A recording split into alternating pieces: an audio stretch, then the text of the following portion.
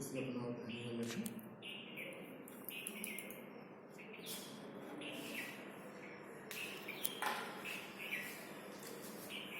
आज बीएड प्रथम वर्ष के ऑनलाइन क्लासेज में सभी प्रशिक्षुओं का स्वागत है। जैसा कि हम लोग कल अध्ययन किए थे शैक्षिक प्रशासन के जो प्रकार हैं, तो आज दूसरा इसके बारे में एकाधिकारवादी या आधिकारिक शैक्षिक प्रशासन के बारे में अध्ययन करेंगे। एकाधिकारवादी या आधिकारिक शैक्षिक प्रशासन है क्या? यह प्रशासन शासन सत्ता को सर्वोच्च स्थान देता है। इसमें जो है व्यक्ति, नागरिक या बालक को गौण या द्वितीयक स्थान दिया जाता है। इसके लिए इसमें जो है प्रशासन के कार्य शासन की इच्छा, नीतियों और निर्णयों के अनुसार होते हैं। प्रशासन द्वारा बलपूर्वक राष्ट्र प्रेम या व्यक्ति पूजा या अंधभक्ति को थोपा जाता है। इसीलिए इसका नाम जो है एकाधिकारवादी या आधिकारिक शैक्षिक प्रशासन रखा गया है। अब एकाधिकारवादी या आधिकारिक शैक्षिक प्रशासन में जो है तानाशाही प्रवृत्ति कालांतर में धीरे धीरे विकसित होने लगी, जिसका नतीजा यह हुआ कि कई देशों में शासन सत्ता जो है तानाशाही प्रवृत्ति की ओर अग्रसर होने लगी। अब एकाधिकारवादी या आधिकारिक शैक्षिक प्रशासन की क्या विशेषता है, इसके क्या गुण हैं, अब इसके बारे में हम अध्ययन करेंगे। एकाधिकारवादी शैक्षिक प्रशासन में इसमें शासन सत्ता को ऊंचा स्थान प्राप्त होता है। दूसरा, शैक्षिक प्रशासन के अंतर्गत एकाधिकारवादी या आधिकारिक शैक्षिक प्रशासन में इसमें बालक को गौण स्थान दिया जाता है, अर्थात बालक को गौण स्थान प्राप्त होता है। अब तीसरी विशेषता है प्रशासन के कार्य शासन की इच्छा, नीतियों और निर्णयों के अनुसार होते हैं। चौथी विशेषता है इसके प्रशासन द्वारा बलपूर्वक राष्ट्र प्रेम, व्यक्ति पूजा व अंधभक्ति को थोपा जाता है। पांचवा इसकी विशेषता है इसमें बालक के व्यक्तिगत विकास पर ध्यान नहीं दिया जाता है। इसकी छठी विशेषता है प्रशासक के कार्य तानाशाही प्रवृत्ति द्वारा विकसित होते हैं, अर्थात प्रशासक के जो भी कार्य होते हैं वह तानाशाही पूर्ण रवैये के अंतर्गत विकसित होते हैं। सातवां विशेषता है नेतृत्व का गुण स्वयं प्रशासक की इच्छा पर निर्भर होता है। जैसे ब्रिटिश कालीन प्रशासन में है, ब्रिटेन में आज भी जो है नेतृत्व का गुण जो है स्वयं प्रशासक की इच्छा पर निर्भर होता है। और आठवां इसकी विशेषता है कि जो है एकाधिकारवादी या आधिकारिक शैक्षिक प्रशासन में प्रशासन के नेतृत्व में निरंकुशता होती है। निरंकुशता होने की वजह से इसमें जो है तानाशाही प्रवृत्ति को प्राथमिकता मिलती है। अब एकाधिकारवादी या आधिकारिक शैक्षिक प्रशासन के दोष क्या हैं, अब इनके दोषों के बारे में हम अध्ययन करेंगे कि इसके अंदर क्या इसकी कमियां हैं। एकाधिकारवादी या आधिकारिक शैक्षिक प्रशासन में तानाशाही प्रशासन होता है। जैसे उत्तर कोरिया, इराक, पाकिस्तान आदि देशों में जो है तानाशाही प्रवृत्ति है और वहाँ पर तानाशाही प्रशासन के द्वारा शासन सत्ता चलती है। दूसरा इसमें जो है इसका जो दोष है शैक्षिक एकाधिकारवादी शैक्षिक प्रशासन में शिक्षा का मशीनीकरण हो जाता है, जिससे शिक्षकों की नैतिक एवं मानसिक शक्ति का सदुपयोग नहीं हो पाता है।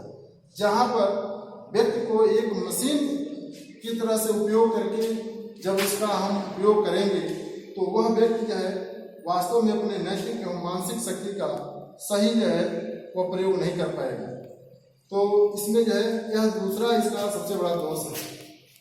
तीसरा इसका सबसे बड़ा दोष है बालक की भावना शासन सत्ता देश के विरुद्ध हो जाती है और यह देश के विकास पर नकारात्मक प्रभाव डालती है।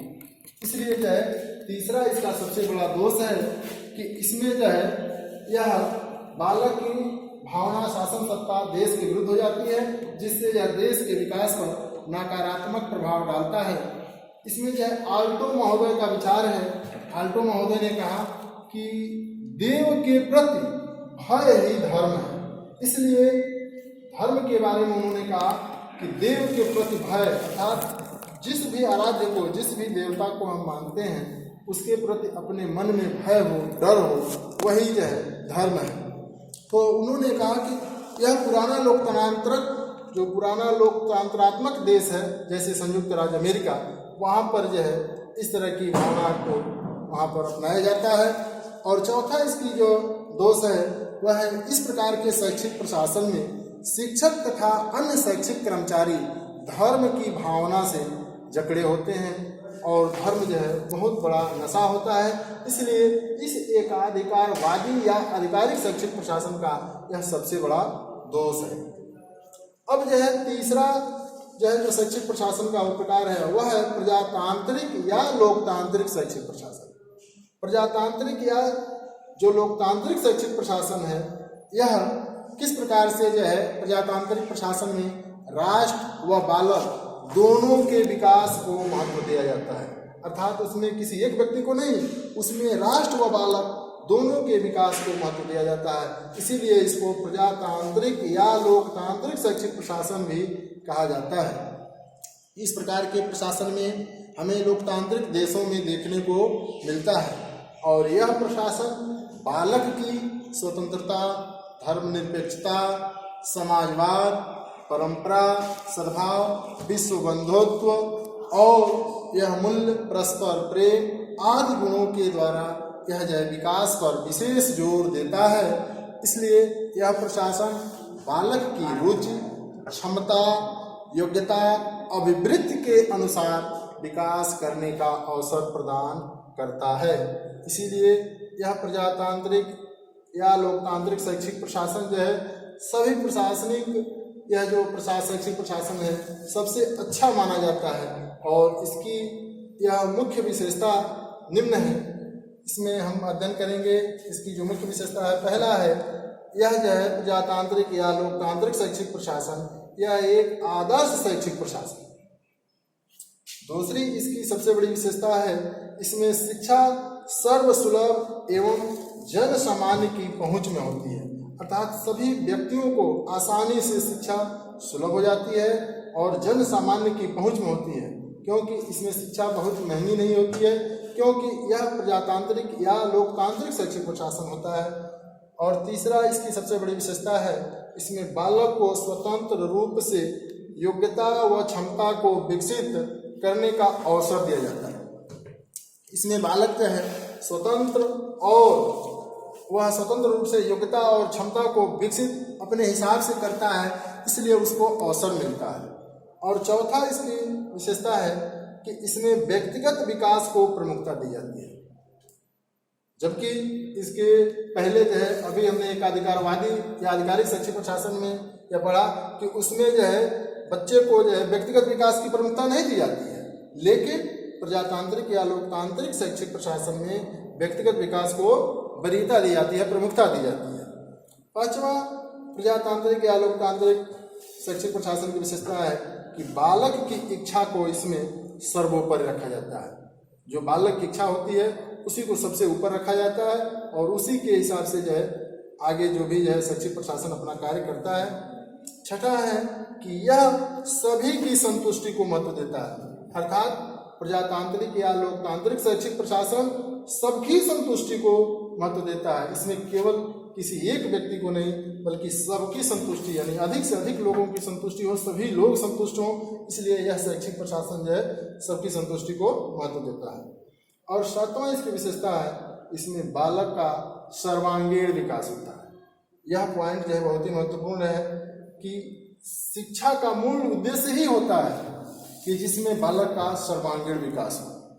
और यह प्रजातांत्रिक या लोकतांत्रिक शैक्षिक प्रशासन इस बात पर विशेष बल देता है कि इसमें बालक का सर्वांगीण विकास हो। और आठवां इसकी मुख्य विशेषता है कि पाठ्यक्रम एवं शिक्षण विधि दोनों लचीली होती है और इसे बालक की आवश्यकता के अनुरूप इसे समय समय पर परिवर्तित किया जा सकता है।